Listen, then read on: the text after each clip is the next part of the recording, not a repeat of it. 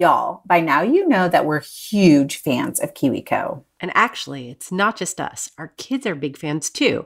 And Yummy Crate, the latest KiwiCo subscription line, has only made them even more excited to tear into their monthly KiwiCo delivery. Even better than the kids being excited, Yummy Crate has gotten my daughter so excited about cooking that she's looking forward to helping prep school lunches and even help make dinner on some nights. That's amazing. And you know what, Megan? We have proof of that too. This summer on Instagram, we shared the burgers that she made with one of her recent Yummy Crates. And I say that counts as full-on dinner help. Plus, they looked delicious. They were, and the whole process was simple too. Each month, Yummy Crate delivers high-quality kitchen tools, 3 recipes, and 2 projects that teach kitchen skills and get kids cooking. Before each crate arrives, you also get a shopping list that includes alternative ingredients to accommodate different diets from vegetarian to vegan. Done and done. KiwiCo is designed to foster a love of science and cooking in kids ages 6 to 14 with recipes and activities that explore hands-on experimentation. And there it is, all really happening in your very own kitchen. And it can happen in yours too. Feed your kids' curiosity this fall with hands-on kitchen experiments with Yummy Crate from KiwiCo. It's easy with no commitment. You can pause or cancel anytime. And Didn't I Just Feed You listeners get 50% off their first month plus free shipping with the code DIJFY at kiwico.com. That's 50% off your first month at kiwico.com. Promo code DIJFY, short for Didn't I Just Feed You?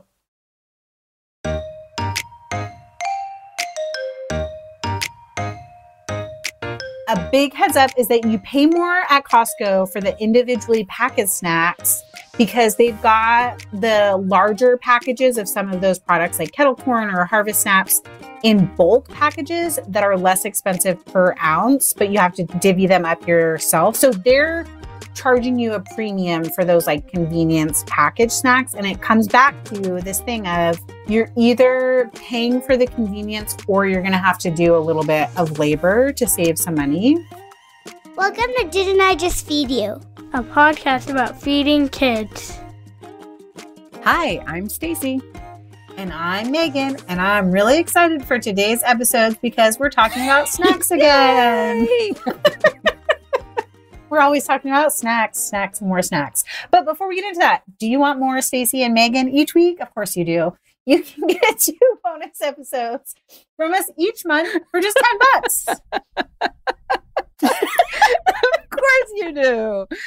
Combined with our regular weekly episodes, our every other week What We're Cooking and Eating Now episodes, those bonus episodes mean that you'll get us in your earbuds 8 times a month. Bonus episode content isn't published anywhere else and includes everything from bonus questions with guests to listener questions. We talk about body image, our favorite cookbooks, personal stuff, you know, like what annoys us in the kitchen, or I don't know. We always use our moms as an example. I'm trying not to repeat myself, but that's like as personal as it gets. Visit didn'tijustfeedyou.com/community to sign up. Okay, so Stacy, we have been complaining about snacks individually and together and how hard it is to keep, for me, snacks stocked that are exciting and not like boring snacks, as my daughter calls them, but also like how to make them more substantial enough for your hungry teens. So what is the snack situation in your house these days? Oh my God, it's like, I think the combination of food prices going up and convenience and then their appetite, like trying to triangulate those 3 factors was a major challenge this summer. So I ended up doing, when I'm upstate, I don't like my local grocery store. So life feels a little different and less hectic. So I was going to the farm to get meat, and that comes frozen. So like I could stock up for a week or 2.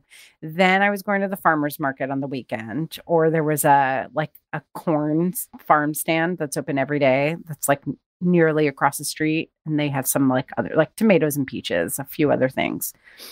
And then I was filling in with some Whole Foods delivery, which I'm able to get through Amazon. That's the only food delivery option up here. So when I needed delivery, it would come from Whole Foods, but I'm not going to buy my snacks. Like none of those places that I've mentioned are snack places. So then I would go to Walmart, and I realized that this is not a strategy that I employ at home, but that it's actually a pretty smart one to get snacks from a more affordable place that has bigger bulk. I don't have the same kind of space in the city, but we do have Costco, which I still have yet to join. And it's not just snacks. It's also, I've discovered that if I have flavored seltzer in the house, the boys will stay hydrated. If I don't, they literally don't drink. I'm not kidding. It's only funny because I relate to it deeply. I mean, like they literally won't drink. So I was indulging it. But then the next thing I realized, Mike was taking out the recycling and was like, this is a, like, we're criminals. Like, this is criminal. How many cans? But then it gets fizzy. And like, if we open it, like they do drink through it, but it can get I don't know. And then it's plastic and our can's more recyclable. Like there was this whole thing about, and then there's also the cost. Cause at first I was getting like LaCroix. And Mike was like, there's no way, like, that's insane. We're not going to continue buying LaCroix. They literally drink 5 or 6 cans a day. Yeah. So you're talking like $100+ a week. It's insane. Yes. Okay. Of just hydration. They're not even getting full. Just hydration. So then I switched over to getting at Walmart, although I still don't feel like cans are a sustainable solution. So anyway, the point is, it's just been really hard to balance all these things with the kids home full time as they were in the summer. I think it's going to be a little different for me versus for you now that school's starting, because I feel like you're more responsible, like at the ages that your kids are at, you're still more responsible for their snacking. I have a little bit of a reprieve from the snacking insanity that I experienced the last few months because, you know, they're off at school and they're doing their own thing and they get pizza after school if there's practice. Like, I don't have to worry as much about being the provider or packing snacks.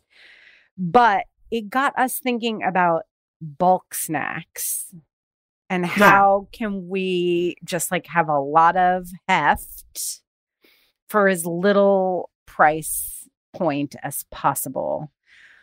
I think that a lot of the solutions that we tout, popcorn, make your own trail mix. These things are a really hard sell to teenagers, is what I learned. They're also labor. Yeah.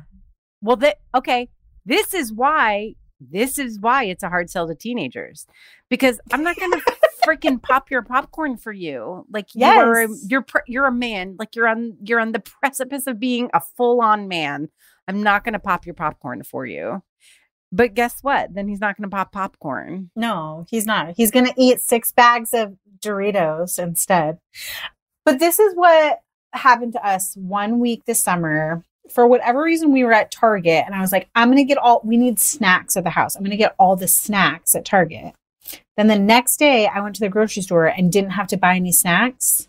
And our grocery bill, which is pretty like average, was a full $125 less without any snacks. And Brian was like, and did you spend less than $125 at Target on the snacks? Do you know? Probably a little bit because I have like a Target red card. So I save 5%. And I think that in general, their snack prices are a little bit lower than Publix, which is where I primarily grocery shop. I haven't compared them to Costco, which we are going to talk about because actually Costco pricing isn't necessarily better for convenience snacks. But that is part of it, is that this summer we started buying more pre-portioned snacks because I wanted to create autonomy for my kids. I also was tired of being the snack. Yeah. Let's be honest. I wanted to be like, oh, you're hungry? Get yourself a snack. But then the thing that I found, even with my littler kids, is like, then they're grabbing a thing of Pirate's Booty, that like individual thing of Pirate's Booty, and a thing of gummy snacks, and a thing of Cheez-Its, and like eating through all the packaged snacks and the air quotes fun snacks, as they call them. And then like by Wednesday or Thursday, they're like, oh, there's no good snacks left in the house. Horrible. And they don't want to slice an apple or wait for popcorn to be popped or anything like that. You know what I have beef with this summer? Little Bites. So I never Little Bites. I've never purchased Little Bites for my kids when they were little. And they like clearly, I mean, this is like a cautionary tale to those of you who are like so hardcore about, I'm going to make it from scratch and I don't want packaged snacks. Like, I get it. I was that mom, I think, to a certain extent. But sometimes like you create a monster, right? So they clearly feel like everybody else had Little Bites and they didn't. And now they're obsessed with Little Bites. But one little package of Little Bites is not enough. So they like one snack time, one snack moment in one day, 4 bags of Little Bites are gone between the two of them. And what? There's 6 bags in a box? No, there's not even 6. This is one of, I have so much beef with Little Bites. I can't even tell you. First of all, do it. It's 5. It's 5 bags. It's 5 bags in a box. The box is huge. In big numbers, big lettering, it says 20. And then little writing, it explains to you that there's like 4 muffins in 5 plastic packages in a ginormous box that is going to take up room in your pantry. It is the world's biggest ripoff. And all it is mini muffins, blueberry or chocolate chip. And they're kind of moist and weird, to be quite honest with you. But the kids, that's what I think my kids like. I know. I think they like that they're like super moist. I have such a beef with I Little will Bites. tell you that one time I bought the Little Bites coffee cake bites. Okay. That was my jam. I was like, oh, I can get down with these. But I agree with you about the muffins. Such a ripoff. The moist thing is weird. It's so weird. But I really do think that's what they like about it. I'm sorry. I got us so off track because I just can I can't. take us off track even further? Yes, please. Because another day, so Mike is really not down with this. Give them autonomy, give them access to whatever. Like they have to manage themselves. He's like, I think that's BS. Like I want healthy foods in the house. And like they're teenagers, they should go off and I think that in working through my own things about intuitive eating, like probably went extreme to another end where it was like, have all the things and you manage them. And he's like, Mike is like, our kids literally eat devil dogs all the time and don't eat anything healthy. And like, I don't know how you are okay with this. So he went one day, I had to send him to Walmart with Oliver and we had guests coming. So I was like, just get snacks, get a bunch of snacks because we're going to have a bunch of kids in the house. And he came back and one of the things he had was actually devil dogs. That was the first time. That was when we like broke the devil dog seal. And I was like, Mike, you bought devil dogs? And he was like, I don't know. I just gave up. Like, I don't even understand what you do anymore or what you buy or why. Like, I couldn't argue with them. So he bought devil dogs. Have you eaten a devil dog recently? No, I have not. Megan, it literally becomes dust in your mouth. Like very weird happens. The minute that weird dusty cake hits saliva, there's some weird chemical reaction where it disintegrates into some mush that inevitably sticks to the roof of your mouth. Or you have to, with your tongue, like scrape it off. You need like a Capri Sun to get up in there. To like the wash straw. It out. Yes. It's like a power wash. It's like when you power wash your deck or something. You have to power wash the devil dog off the roof of your mouth with the Capri Sun. It was really intense and not what I remembered. So I have beef with both Drake's, who make the makers of devil dogs, because I feel like the formula was better when we were younger, and with Little Bites. Anywho, that's funny that Mike's like, I don't even know what you do anymore, because Brian's response to me being like, groceries were $125 less. And he's like, what did you do differently? I was like, I didn't buy any snacks at this grocery shop. He's like, okay, that's it. We're just popping popcorn and we're making peanut butter crackers, which is just like Ritz crackers with peanut butter smeared on them. And I was like, the whole point of us buying more snacks is like, I don't want to do that. I don't want to be popping popcorn every afternoon or like making snack plates every afternoon. So like what do we do? Are there Yeah, two what do we strategies do? here, which is like, what kind of savings can we create by like buying the big package of Pirates Booty and then like repackaging them ourselves? Or my other like advice, I feel like I give a lot, which I don't know how much I follow my own advice, is the idea of like partnering things. So like if you're having a bag of Doritos, like the snack size bag of Doritos, you're also required to like eat a string cheese or like a piece of fruit with it so that it's like more filling and more substantial. Yeah. And I feel like that even might not be enough for your dudes. So, okay. I recently read this thing by a nutritionist that I really trust, who I personally believe is not diet culture focused. Like, and Okay. a lot of dietitians say that these days, but then if you dig deeper into their content, you're like, Yes. kind of diety to me, but okay. So, she was like, I understand that a lot of people are saying intuitive eating, like give kids all the snacks. Her opinion is some kids really can't manage that very well. Like it's just a personality thing. It's probably like a brain functioning thing. And that like the same way the common wisdom used to be, kids will eat when they're hungry. And actually we know that there are some kids, neurodiverse kids, who will not eat when they're hungry. They actually need a little bit more intervention. So she was saying it's basically the same thing for snacks. Like some kids can't handle the like free for all. Here you go. And I think Oliver is one of those kids. Like he will eat sometimes, like he'll get sick or I can see that he's eating and I know he's not hungry. Or I suspect, I shouldn't say I know. I shouldn't take that away from him being able to identify. But I've had these moments where I've been like, oh, you just ate. Like, are you still feeling hungry? And he's like, like I can tell by his answer. He's like, not really. Like he eats when he's bored. Listen, I can relate hard. So we ended up having a conversation with him and we were like, the snacking is out of control. It's hard to keep up. It's a lot of work for me and it costs a lot. And then also there's some food waste because I'm also buying fruit. Like this is the season. I'm buying fruit. I've been buying string cheese. You don't even go into the refrigerator. Right. So we need to just have a talk about it. I want you to make your own decisions. I'm not coming in to intervene and tell you what to do. I don't remember exactly our conversation because these are conversations that I muddle through. Like sometimes I have really good parenting clarity around food. It's a little bit trickier for me.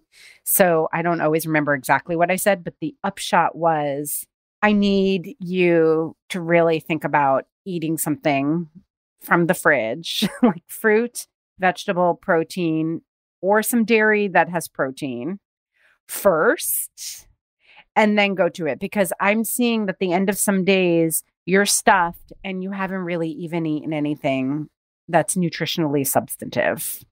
Yes. And like, that's hard. How are you going to keep your energy up? How are you going to, like, you're growing. Like, you really need to be thinking about this as part of your overall thinking about food and how you intake food. It's not just all food, Joy. You need some energy. You need to run on something.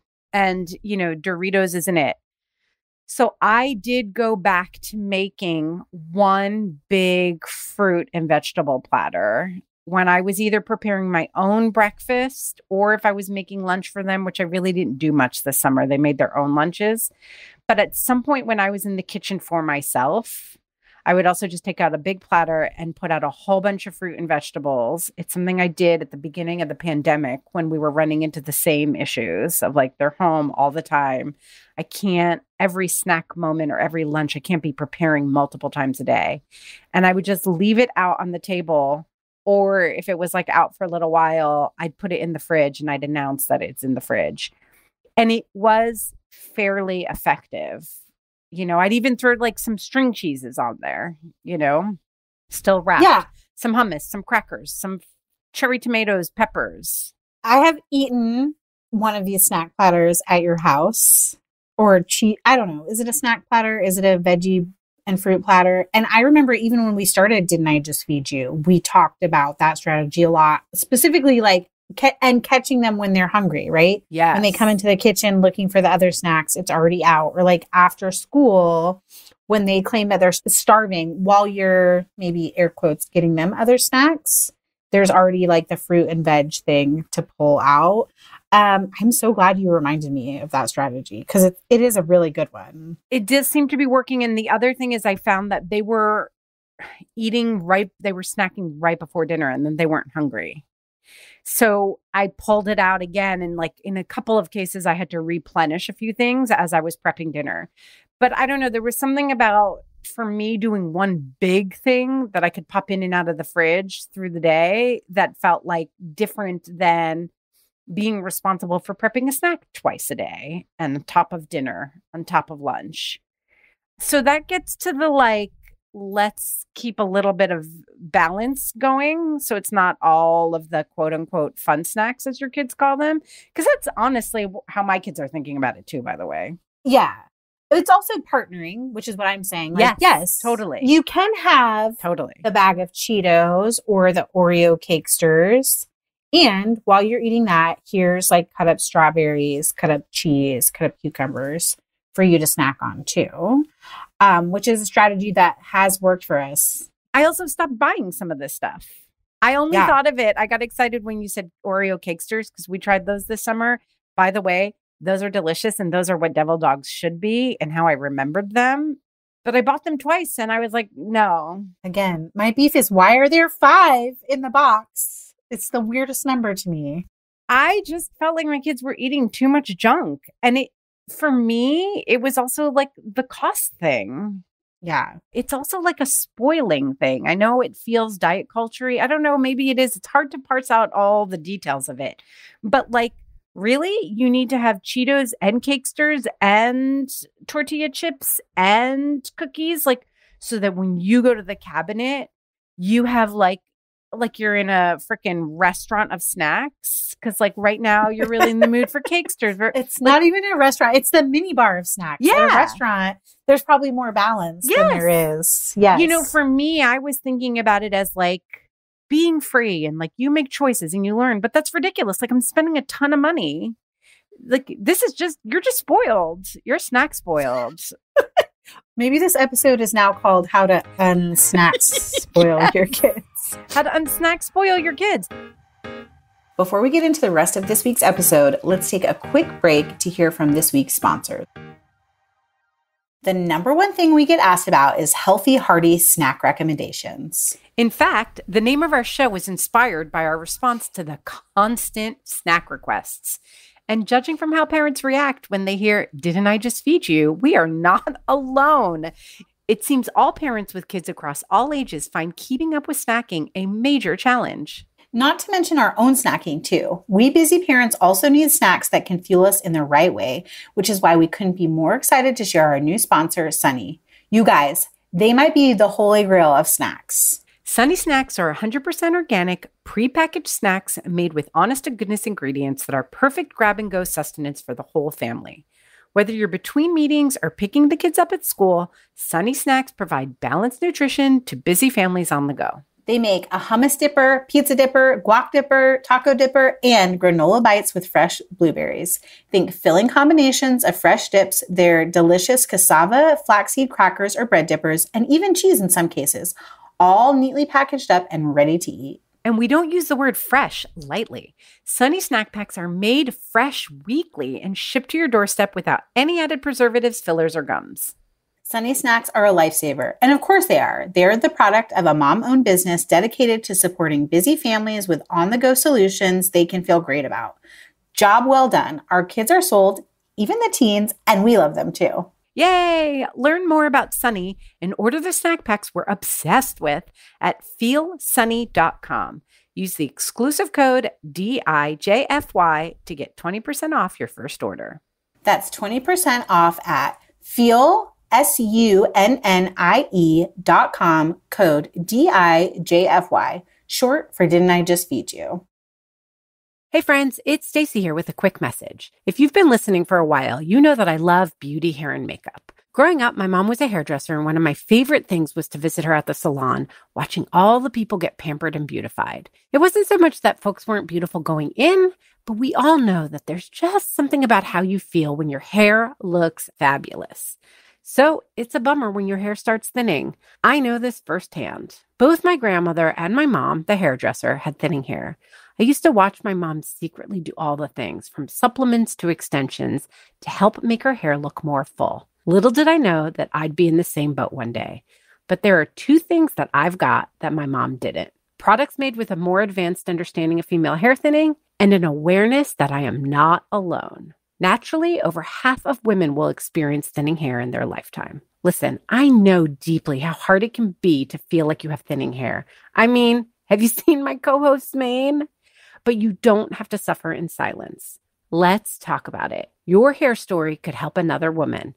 So join the conversation at shedthesilence.com. That's shedthesilence.com. So I went back to some bulk granola. I actually started going to Trader Joe's a little bit more again. I kind of fell off. That doesn't really help on the cost front so much. No. I do feel like they have some good snacks that like strike the balance. Cause I don't know. There was something about shopping for snacks at Walmart where like I went off the deep end too. Cause I get excited about that. I'm like, ooh, Cakesters. Ooh, little Debbie's. Like I get into it. Buying 2 boxes. You need 10 of them. Yes. So like doing like a few things at Walmart, like tortilla chips, Shore Doritos, like one big salty thing, one big sweet thing, and then a trail mix from Trader Joe's. And for me, also going back to the freezer stuff, which is really easy at Trader Joe's, so that like you want a little snack, think about it as a little meal, like go get the taquitos from Trader Joe's, or they have Jamaican style beef patties that Isaac likes. Go grab that stuff from the freezer. It's heftier. It has food joy. It's also has a little bit more substance to it than a bag of Doritos. You can make it easily yourself and it fills you up. Yes, I love that. I forgot about the freezer. A thing that bubbled up for me here, I say that a lot. I'm sorry. Bubbles. But bubbles we love up, bubbles. Man. Bubbles. I like your bubbling up better than my boys drinking hundreds of dollars of bubbles. Okay. We talked about in the episode where we talked about like how to get your kids to pack their own lunch. It's even come up like in our Instagram DMs about like kids making lunch requests, etc. Is like this idea of a template. Like, okay, you want to pack your own lunch or you want to get your own snack. Here is our template for what we think constitutes a packed lunch or a snack. That might be something to implement. Like if you have younger kids like I do. I love and that. Their first thing is like to go to the pantry. Maybe they need a thing that's like, you can have one of these things. And then you need to pair it with like one fruit or veggie and like one other thing from the fridge to make it a more balanced snack. And then I think we have to talk about Costco because I think people like what you're saying, trying to go to like Trader Joe's or go to Walmart and like have more bulk of snacks and make it more affordable is like what a lot of people think. But you know that my in real life BFF is a Costco expert. I mean, we made her Kitchen made her a Costco expert. She really does love to shop at Costco. But so I was like, what snacks do you buy at Costco? And she said, a big heads up is that you pay more at Costco for the individually packaged snacks because they've got the larger packages of some of those products like kettle corn or Harvest Snaps in bulk packages that are less expensive per ounce, but you have to divvy them up yourself. So they're charging you a premium for those like convenience packaged snacks. And it comes back to this thing of you're either paying for the convenience or you're going to have to do a little bit of labor to save some money. But Patty did also mention that she loves like all of their fruits and veggies. And sometimes they have like the pre-done veggie trays, like what you're talking about that you assemble. You can buy at Costco with the dip and like you could buy one for the week and save yourself a little bit of labor there. I love that idea. It's super smart. It's all credit goes to Patty. And then she brought to my attention, and we'll link to it, like her grocery list for back to school at Costco on Kitchen. But some of the things that are on there that I forget about buying, the pantry snacks I feel like are pretty easy. And it would be easy for me to be like, okay, we're no longer buying the like 40 pack of cheese chips combo thing. And instead, we're just going to get pretzels and tortilla chips and the Ritz crackers and like really pare down the pantry. But then I need more ideas for like the fresh things in the fridge besides like string cheese and yogurts. So one thing she recommended is like the prepackaged guacamole, which that's really smart if your kids love avocado, really love guacamole. They also have a really great price on those squeezed tube yogurts. Here's another one where you're like paying for someone else's labor. And you can probably get these elsewhere besides Costco, but the like pinwheels of deli meat and cheese. Totally. And like usually there's vegetables in there. You can buy those at Costco, but also I know our Publix grocery store carries them like in the deli section as well. And this bubbles up for me that I do think that like a lot of what we're trying to do, cost aside for 1 second, is redirect kids from going only to the pantry. There isn't that much stuff that lives in the pantry that I feel super awesome about my kids eating without being paired with something else on a regular basis. Yes. Like over and over and over. It's really a matter of rerouting them to the fridge and the freezer for me. And often what they find in the fridge or the freezer costs more, but is also more filling. And they don't fly through it quite as much. So that's another like framework that you have to, like a lens that you have to use when you're thinking about how this impacts your budget. They also eat less when they don't have those like fun snacks in the pantry. And for one of my kids, when he eats less, that bubbles up like feelings of concern. For the other one, that's a good thing. Like it's fine because I know they're honoring their hunger more. Yes, totally. Yeah. Okay, so can we get back though? Like I love that. The template is redirecting them. We're not going to buy the prepackaged stuff as much. We're going to make sure there's lots of the boring snacks, but that can be partnered with other snacks from the fridge and freezer. But like, what else am I putting in my fridge and freezer? You mentioned a few things already. I do want to give a shout out to a snack that is more premium priced. Full disclosure, they are a sponsor. Feel Sunny. It's SUNNIE.com. I love Feel Sunny because they're made fresh weekly and then you mail order it comes to your door. It's actually perishable, which I know is less convenient, but that means it also really tastes better. And they have like Lunchable-y style snacks that I eat. Their hummus is delicious.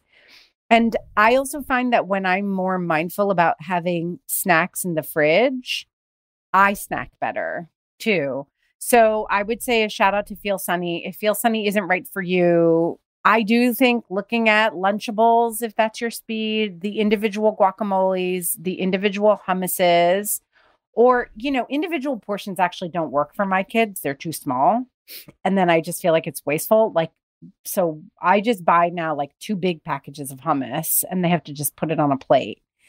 But it's the same old. Nut butters, seed butters, fruits. Yeah, I'm so glad you said about like some of the pre-portioned stuff not being substantial enough. I will add that I have Ella loves the Lunchable, the pizza Lunchable, which I don't understand because I don't think it's great, but like she loves the Sunny pizza dipper. So they're equivalent and I feel a little bit better about the quality of Sunny. So I'm just seconding what you already said about that. But we're talking about money. We're talking about shifting money versus labor in some instances.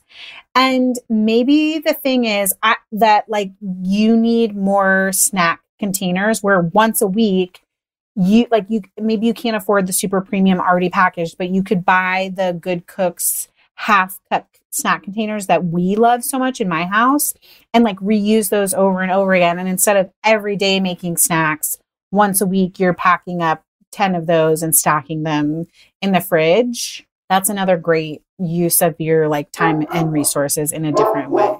And also, when you have older kids, having them help you do that. Partly it's just what's available to them. It's going back to this snack spoiling. You know what I mean? Like, why would they take the effort? Why would a 13-year-old take the effort to spoon everything out and portion it out and take, when they could just grab something that's so delicious that's just sitting and waiting for them, making clear that what's available and that you're not going to replenish. Like if you bought a big bag of Doritos and it's gone day one, oh, well, there are no more Doritos this week. Let's get together and make a couple of snack packs so that they're grab and go like before practice or like on your way to school or as soon as you get home and you have homework. Like, when a kid comes home from school, it's a lot of work that they've been putting in. They don't want to make a prep a snack any more than we want to stop working or stop what we're doing and make a snack either, There's something so funny for me when you're like, oh, dear, you ate the Doritos, SOL. I'm always the person who I'm like, I buy the sour cream and onion potato chips because I want to eat them. Yeah. And then they're gone before I get to them. Yes. That's the worst. It's literally the worst ever. Yeah. I have to hide stuff. Yeah. Which then I feel really weird about, like weird food policey about. My kids always notice too, which is the worst. They're like, I saw you come in. I saw it peeking out of the top of the reusable grocery bag. There are sour cream and onion potato chips in this house. So if I like sniff them out. Yeah, you're like, because you eat them all before I get a chance to get them. Yes. Yes. I don't know. I think that's a legit move. Okay. That's what I want to know now from our listeners. Like, where do you hide your snack? I want to know too. So something always gives. There's our labor. There's, I don't know, do you want to call it like nutrition? And then there's cost. And that there is a push and pull between these things. And I don't think that we have found the exact right balance when you're feeding kids. I think that it's a lot easier when you're feeding yourself because, popping popcorn, cutting up some cucumbers, making it delicious, like taking chili crisp and stirring it into yogurt. You don't always have the time. I think time is another factor that like budget could be financial budget and time budget. But I do feel like you get some direct satisfaction. And generally speaking, grown-up tastes are a little bit different. Yeah, we love Cakesters too, but like I'd be pretty psyched with like a yogurt chili crisp dip and a whole bunch of veggies as my snack.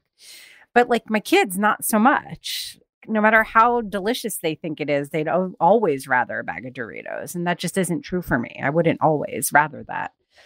Right. So something has to give. And I don't think that it's easy to come up with a clear-cut answer because I think what has to give depends on each family's values and priorities. Yes.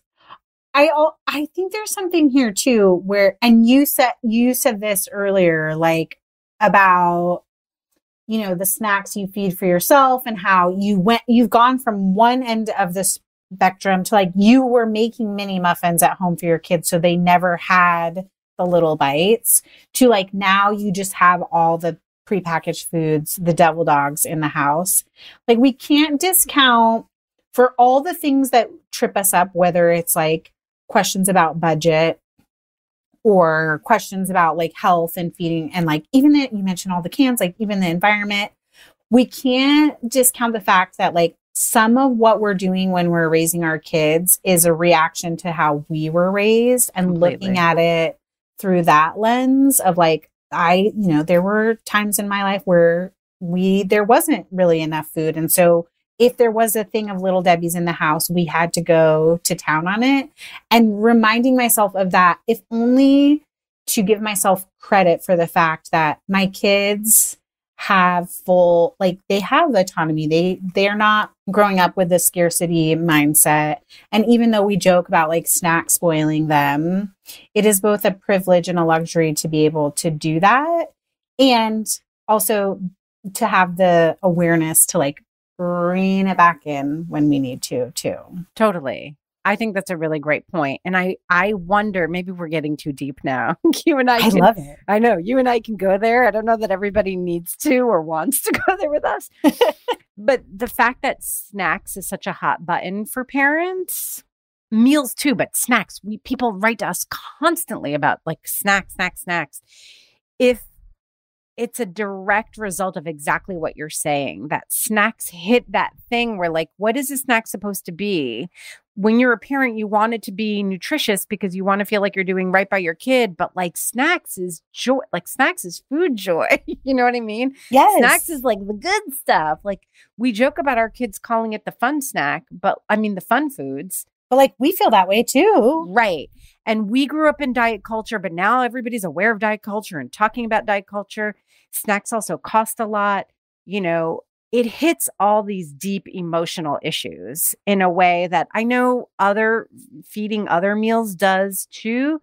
But maybe there's something about snacks that's like a lightning rod for all this deep stuff around like diet culture and food joy and budget and money and like spoiling kids versus teaching kids.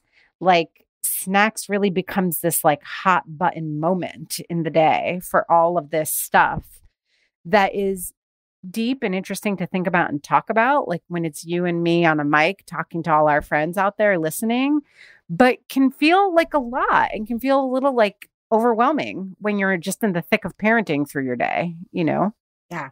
So it's a good place to be to do our favorite reminder, which is like, if you're listening to this and any of it feels like we're calling you out, or what is the word? Like you feel attacked. I don't know. Like we have any of it. It's all us too. We feel that way too. It's just like the reminder that however you're doing it, you're doing a great job, that you're like listening. You're such a good job. Yes. A better job than you think or that you can see. Yes. Even if it's Doritos, Cakesters, and Little Bites 24/7. I completely agree. And hopefully there's some practical ideas here too that you can like figure out. Are you trying to save your time? Are you trying to save your money? Are you trying to shift the balance of what your kids are eating? There are some practical ideas here for you today. Yes. And if you hate all of our ideas, you know who's going to have more and better ideas. We're completely unhelpful.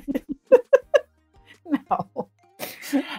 No, we're doing great. You're doing great. We got to remind ourselves.